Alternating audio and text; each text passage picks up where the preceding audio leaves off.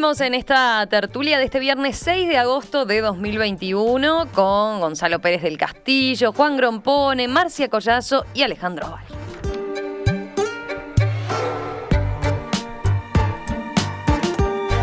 El pasado 15 de julio se cumplieron 150 años del nacimiento de José Enrique Rodó, periodista, ensayista y político colorado. Miembro de una familia de buena posición económica, Rodó mostró de muy joven una inclinación por el periodismo y las letras. En sus ensayos tenía un definido interés por el tema americano, por la cultura y las tradiciones del continente. En 1900, Rodó publicó su obra cumbre, Ariel, un ensayo que dio nombre a una corriente ideológica, el arielismo, que se caracteriza por exaltar una cultura latinoamericana, sinónimo de elevación espiritual, en contraposición a una cultura norteamericana que consideraba utilitarista y materialista. Este año, con motivo del aniversario, el gobierno dedicará a Rodó el Día del Patrimonio, en octubre, con el lema «Las ideas cambian el mundo». La conmemoración comenzó hace ya varios meses, incluyendo la edición especial de libros sobre la vida y la obra de Rodó, entre ellos una biografía intelectual de Gustavo San Román y lecturas contemporáneas producido por la Sociedad Rodoniana. Bueno, ustedes ya tenían el adelanto en el bloque anterior. Juan, por ejemplo, estaba muy interesado en abordar este tema, pero ahora veremos por qué lado. Hicimos hace unos días una mesa de filósofos, ya haciendo como un primer enfoque a propósito de estos 150 años del nacimiento de Rodó, pero quedaba pendiente, claro, abordarlo en una tertulia del viernes. A ver, ¿con quién empezamos? Marcia, ¿te parece? ¿Vos das el puntapié inicial? ¿Cómo no? En primer lugar quiero decir que por supuesto el tema de José Enrique Rodó es vastísimo y por lo tanto solamente voy a poder esbozar algunos titulares, pero sí quiero decir que Rodó se convirtió tal vez en el primer ensayista latinoamericano de interpretación del pensamiento, de la cultura y de los objetivos y, por qué no, de los debes, ¿no?, de nuestro continente. Se convirtió en el primer ensayista a nivel internacional que habló de la cultura latinoamericana, pero no desde el arquetipo europeo, no desde ese modelo que había sido implantado desde la colonia entre nosotros. Teníamos que ser a semejanza de Europa, teníamos que pensar a semejanza de Europa. No lo hizo desde ese lugar, aunque lo parezca en cierto modo, pero no lo hizo desde ese lugar. Y segundo, Rodó tuvo un gran mérito, que fue el de advertirnos sobre uno de los grandes peligros que acechaban justamente a la identidad y al pensamiento latinoamericanos, a la libertad de espíritu latinoamericana, o al genuino ser latinoamericano, que era en ese momento la avanzada de Estados Unidos, que estaba siendo muy violenta, sobre todo en el Caribe, digamos, en América Central y el Caribe. Ya se había pronunciado Rubén Darío desde Nicaragua contra esa avanzada y había reivindicado el carácter, el ser latinoamericano como propio de, en todo caso, la madre patria España. Y Rodó va a lanzar Ariel, este pequeño librito que publica en 1900, el mismo año en que Freud publica La interpretación de los sueños. Quiere decir que fue una especie de estallido, ¿no?, del pensamiento de la sospecha. Vieron que Freud es un filósofo de la sospecha. Bueno, en algún sentido también lo va a hacer Rodó, en algún sentido, porque va a levantar el velo, va a levantar el telón que cubría a Latinoamérica y va a decir, bueno, pero por debajo de esto, por debajo de esta trama discursiva, hay cosas y hay problemas que se agitan y deberíamos ir a ellos, ¿verdad? Y la gran pregunta va a ser, ¿se puede pensar en y desde Latinoamérica? Bueno, empieza a contestarlo a través del Ariel, que por supuesto que le podemos hacer unas cuantas críticas, pero en primer lugar yo creo que la gran idea del Ariel está en el germen de Shakespeare. No me puedo extender porque no tengo tiempo, pero Shakespeare en el año 1611 publica una obrita muy pequeñita que se llamó La Tempestad, que tuvo el mérito para nosotros de ubicarse en una ignota isla del Mar Caribe. Y entonces, increíblemente, eso que escribió en inglés a comienzos del siglo XVII va a impactar entre nosotros y va a dejar dos grandes símbolos, que son dos personajes de La Tempestad, Ariel y Calibán. Ariel como el genio del aire, el espíritu de la inteligencia que se eleva y es noble. Calibán como un espíritu... Bueno, en el genio de Shakespeare, Calibán tiene dos caras, pero bueno, la cara que toma Rodó es la más, digamos, negativa, la que está atada a la tierra, en el sentido malo, en el sentido de que no es capaz de elevarse y de mirar por encima de la materialidad inmediata. Por eso, así, abuelo de pájaro y con la mayor rapidez que puedo, digo de dónde surge el nombre Ariel en esta obra, ¿verdad? Pero además Rodó hace un aporte global. Fíjense que en esta obra habla del mundo como un inmenso organismo moral dividido en almas nacionales, un enorme organismo moral dividido en almas nacionales. Y entre esas almas nacionales están muchas almas del continente latinoamericano. Y hay que construir, dice Rodó, un pensamiento filosófico propio, y hay que construir un alma escrita, cosa que también va a decir, en lo referente a nosotros. ¿Qué somos nosotros? Nosotros somos algo propio y somos algo diferente a la vez, pero tenemos que encontrar por nosotros mismos nuestro camino. Bueno, muy buena síntesis te mandaste, Marcia. Apretada ahí, pero sabiendo de las limitantes que teníamos de tiempo, apretaste el acelerador. A ver, Alejandro, ¿vos cómo te parás respecto a Rodó? Te agradezco, Romina, que me hayas dado la palabra, pero la verdad me gustaría primero ir a Juan, aunque conozco bastante lo que pensaba y seguramente sigue pensando, porque tuve oportunidad de escucharlo hace ya 4 años, si no recuerdo mal, por el 2017, aquí en Perspectiva, con participación también de Gonzalo. Y bueno, no recuerdo muy bien cuál era su posición, pero sí la de Juan porque era muy interesante y provocadora.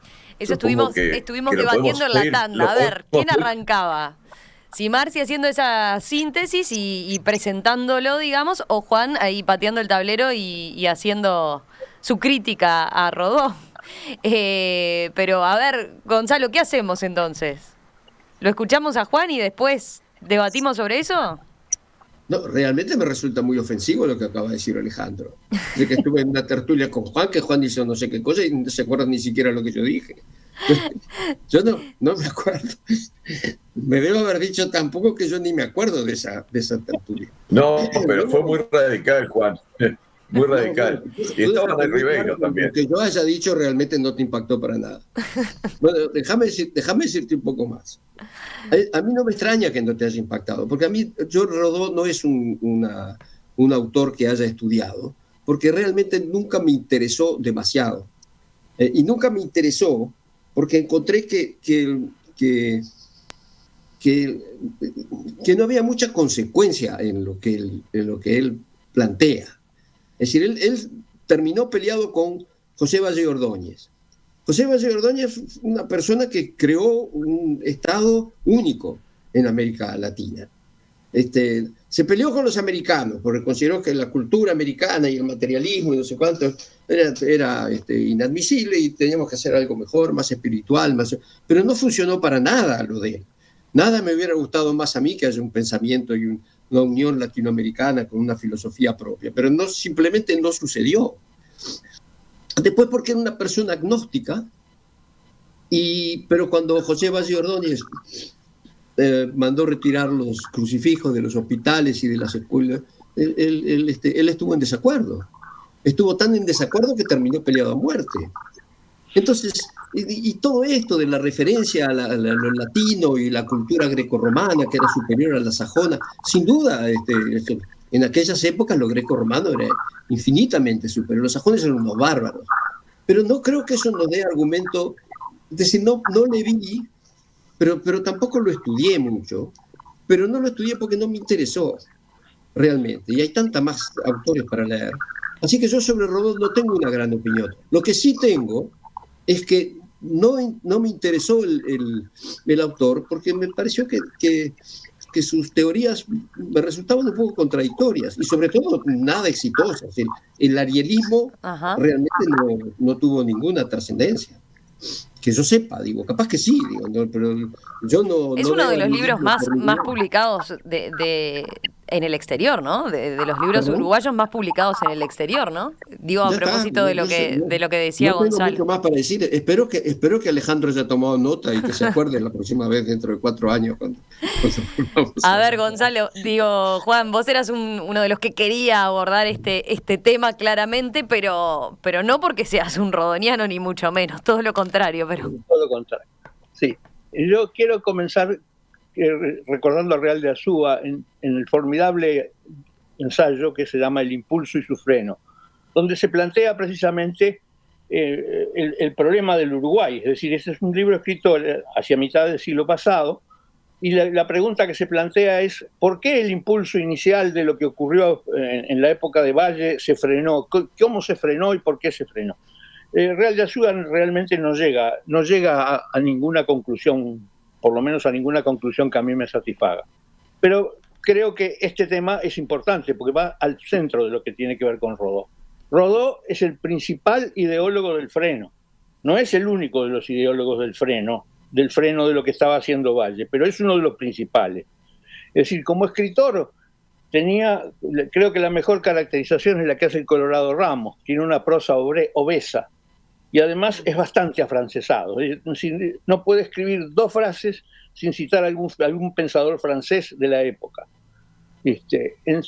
Como Colorado y diputado Colorado, terminó peleado con Valle y Ordóñez.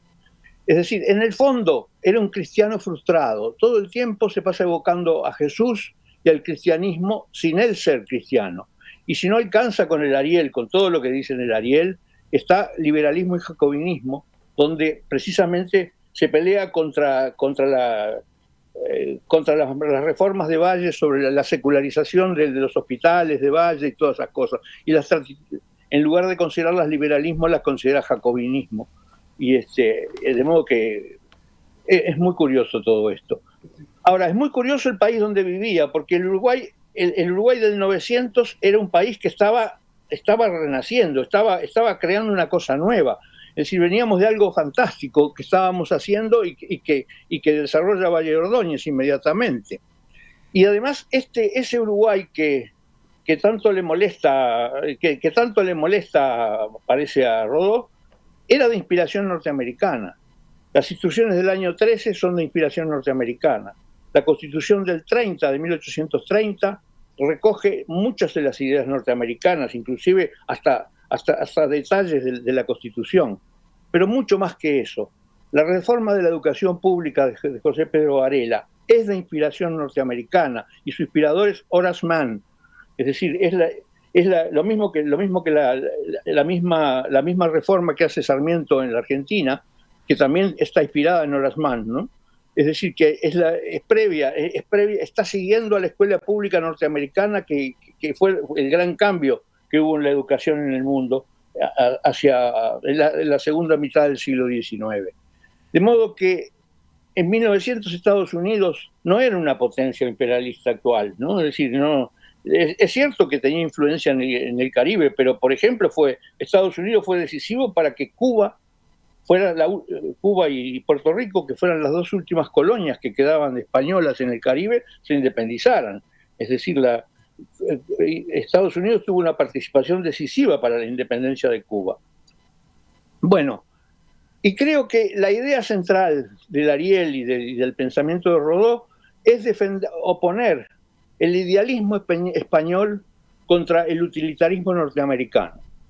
Es decir, y entonces es bien claro que esto chocara contra lo que estaba haciendo el país, porque el país, como creo haber mostrado, estaba siguiendo la línea de la Revolución Norteamericana, claramente, como muchos otros países lo siguieron en el mundo.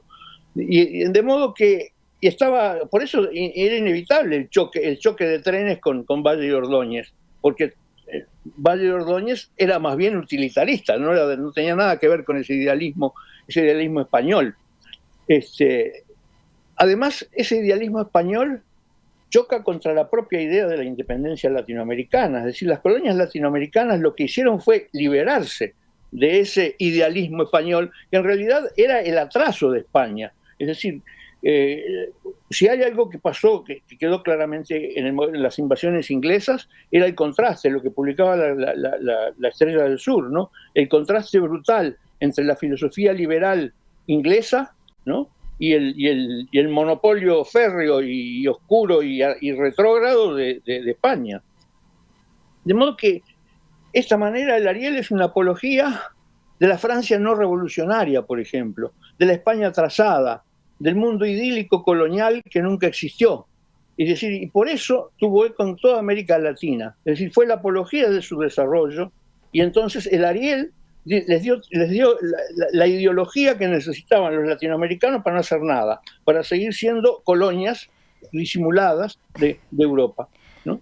Entonces, por eso yo digo que es tal vez uno de los más grandes ideólogos del freno del estado de bienestar que intentó hacer Valle, que tenía inspiración claramente norteamericana. Tiraste dos frases ahí, la apología del subdesarrollo, ideólogo del freno. A ver, Marcia, ¿qué te parece el comentario de Juan? Creo que en algunos sentidos, por supuesto, es bastante acertado lo que dice Juan. Claro, pero, yo no soy quien para juzgar lo que dice Juan, vamos a empezar por ahí. Quiero decir que estoy de acuerdo con algunas cosas, en otras no.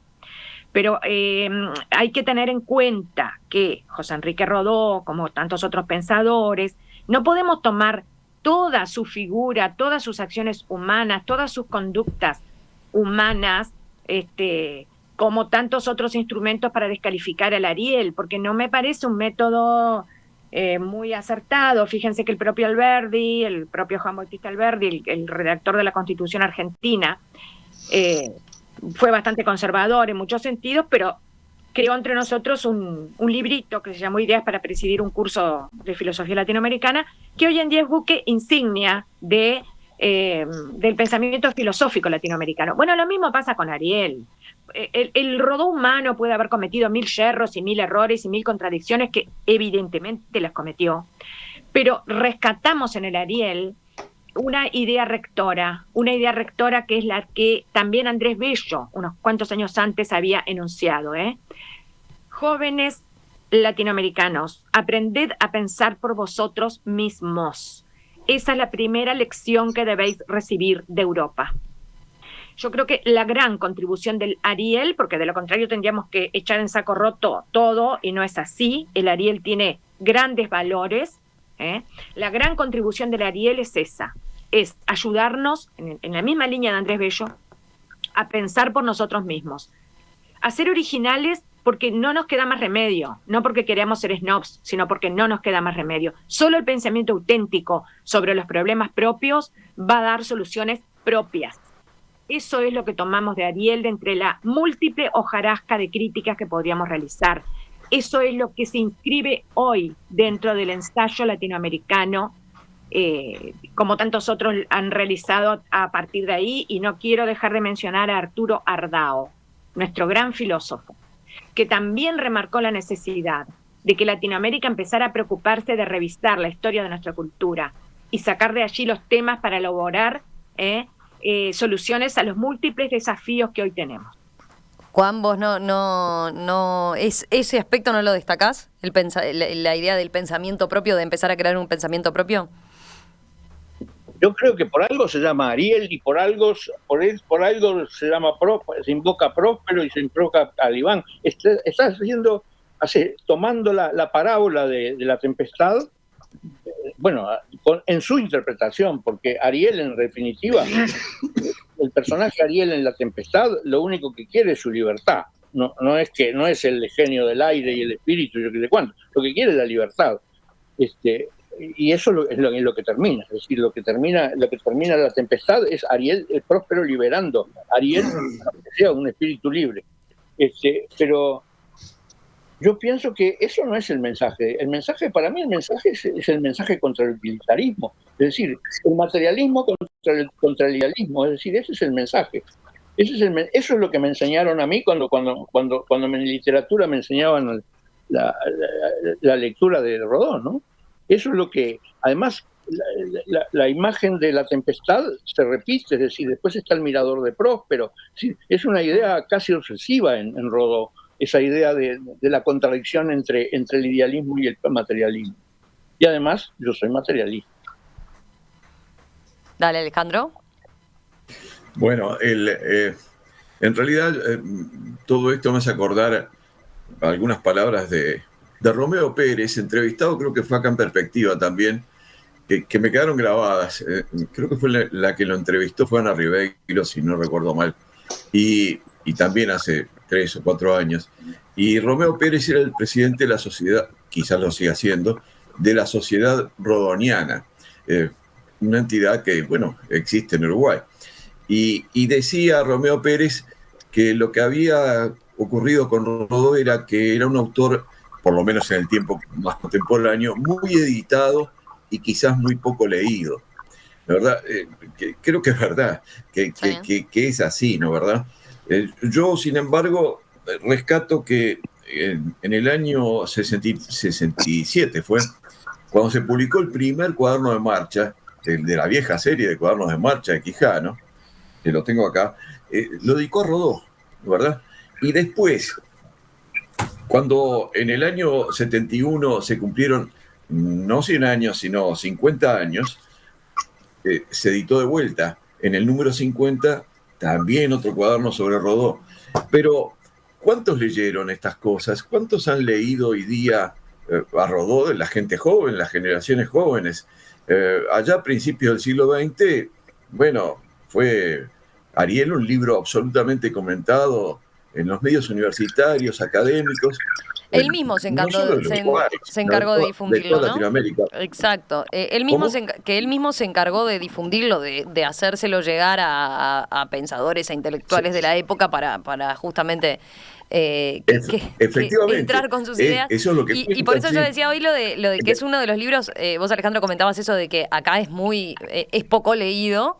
Y sin embargo, se señala por parte sobre todo de la sociedad rodoniana, se destaca que en el mundo es uno de los libros uruguayos más publicados, ¿no? Más vendidos.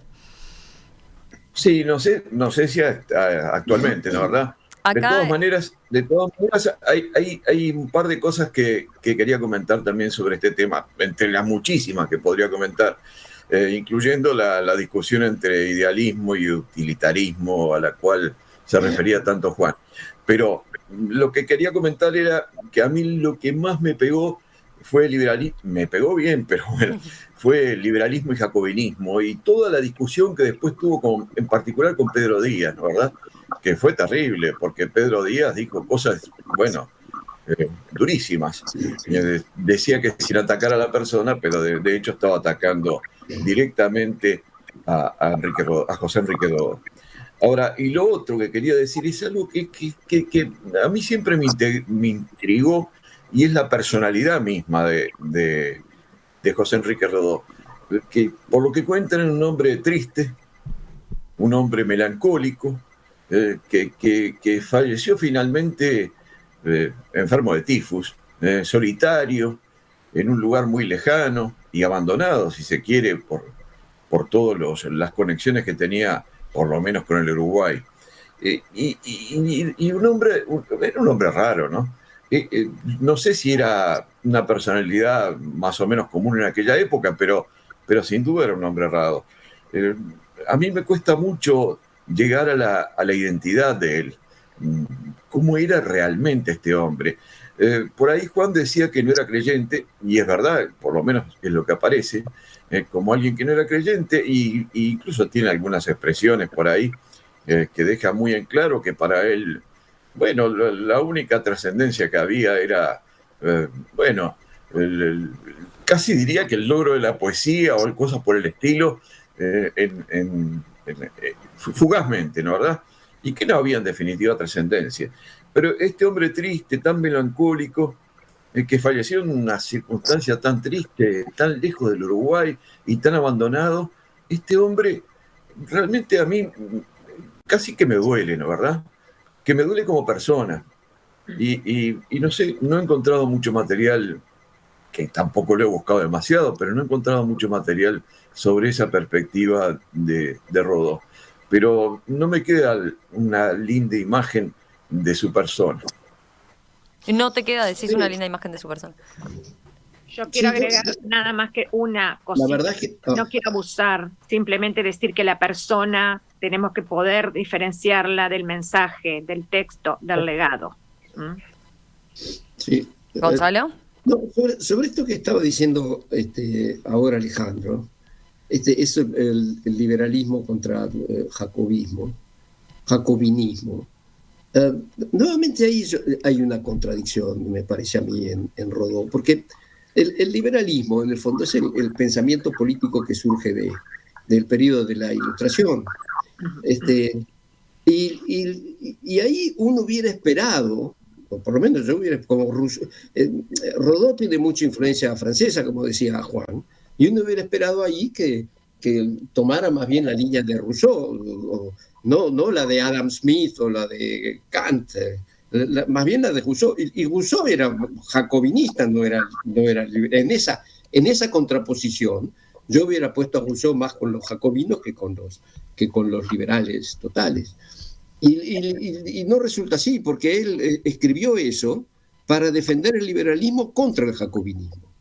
Y entonces, nuevamente ahí me queda una visión poco clara. Pero como digo, yo sinceramente a Rodó no lo he leído en profundidad, no lo he estudiado. Fundamentalmente porque he encontrado que había demasiadas contradicciones en lo que percibía de las primeras lecturas y no lo profundicé. Realmente no me interesó como pensador. Es una pena porque sé que tiene grandes seguidores aquí en el Uruguay, aparte es uruguayo y me encantaría poder hablar maravillas de él, pero sinceramente no lo profundicé porque no me interesó y aparte me pareció que defendía ideas que la historia demostró que iban al fracaso. Sin embargo, en el campo político, Gonzalo, cuando se alejó del Partido Colorado, no fue por una discusión demasiado teórica. Tuvo que ver mucho, hasta donde tengo presente, con las discusiones que había respecto a la hegemonía que con las fórmulas colegiadas originales del viejo Valle, de José Valle, se pretendía imponer en favor del Partido Colorado y que él, pese a ser colorado, no las aceptaba. Él creía que no debía ser así. Creo que eso influyó, por lo menos hasta donde tengo presente en este momento, sin repasarlo mucho, que influyó mucho en su alejamiento definitivo de José Valle y Ordóñez, ¿no? ¿Verdad? Ese es un aspecto, ¿no? En su diferencia con Valle. Era muy democrático. ¿Cómo? Era muy democrático. Sí, porque Rodó pretendía darle más espacio a los blancos, ¿no? Ese fue también un punto de enfrentamiento con Valle, ¿no? Sí, sin ninguna duda. No fue solo una cuestión ideológica. No solo, claro, y no solo era en contra de las ideas que señalaban recién, sino que ese punto fue clave y hay quienes reivindican entonces esa aspiración de enriquecer la democracia que tenía, ¿no? Efectivamente, a eso era lo que me refería, Romina, de que la separación de Valle, bueno, en la práctica parecería, hasta donde tengo presente en este momento, que obedeció en muy buena medida a oponerse a la visión hegemónica que pretendía imponer José Valle Ordóñez respecto a la predominancia absoluta del Partido Colorado en el destino del país. Y que él creía que tenía que ser más democrático, que tenía que ser un sistema más abierto. Pero bueno, no puedo abundar mucho en eso ahora porque tendría que repasar algunas de las cosas que pasaron que quizás no tenga demasiado presentes. Tengo dos mensajes, a ver, tengo varios, pero elijo dos. Eduardo, que nos escribe desde Estados Unidos, desde Chicago, dice: por más que admiro a Rodó y disfruto de sus obras, les cuento que hay que mirar su trascendencia con objetividad. En los 43 años que llevo en Estados Unidos no he leído o oído referencia alguna a Rodó o sus obras, aunque leo muchos medios culturales y trato de mantenerme informado. En el mundo anglo no parece existir. Sin embargo, después Isabel dice: siempre son buenas las tertulias. Hay que leer a Rodó con más amplitud, dice. Ariel ha sido traducido a muchísimos idiomas, hasta en chino mandarín. Gustavo San Román creo que es, acaba de publicar una investigación profunda sobre Rodó que hay que leer. Yo la citaba en la introducción, una biografía intelectual, aunque sea para ampliar la mirada y traerla a la actualidad, dice. Juan, ¿a vos te quedó algo? Bueno, no sé, creo que la inspiración de Rodó era Renan, ¿no? Es decir, se pasa citando a Renan, y Renan como filósofo francés le pasaba lo mismo que a Rodó, era un cristiano fracasado, es decir, no se animó a dar el paso, no tenía fe, digamos, pero que analizaba la Biblia y analizaba la vida de Jesús con lupa. Es decir, Renan tiene largos escritos sobre el origen del cristianismo y la vinculación con los esenios y cosas por el estilo. Es decir, que creo que esa inspiración fue decisiva, ¿no? Y lo curioso es que odiando, digamos, o desprestigiando al utilitarismo anglosajón, se basa precisamente en una obra anglosajona hasta la médula, como es La Tempestad de Shakespeare, ¿no? Que toma como guía para casi toda su obra, ¿no? Ya venimos, quedan unos minutitos para los telegramas.